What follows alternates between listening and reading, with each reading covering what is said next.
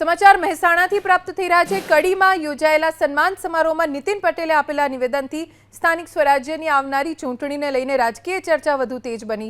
નીતિન પટેલ ભારતીય જનતા પાર્ટીની પ્રદેશ ચૂંટણી સમિતિના સભ્ય તરીકે મહત્વપૂર્ણ જવાબદારી સંભાળી રહ્યા છે। તેમણે પોતાના સંબોધનમાં સ્પષ્ટ કહ્યું કે પક્ષ દ્વારા ઉમેદવારોની પસંદગી કોઈ પણ ભલામણ કે વ્યક્તિગત લગાવના આધારે નહીં, પણ યોગ્યતા અને કાર્યક્ષમતા ઉપર કરવામાં આવશે। તેમણે કહ્યું કે મારો એ સારો નહીં પણ સારો એ મારોના મંત્ર સાથે અપાશે ટિકિટ।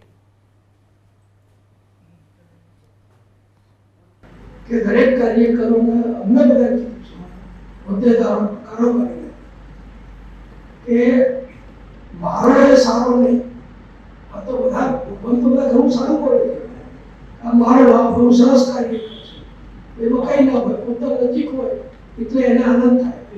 પણ પ્રદેશ અધ્યક્ષને કોઈ સૂત્ર આપવું છે, બધા જાણીએ છીએ કે મારો એ સારો એવું ના રાખતા, પણ સારો એ મારો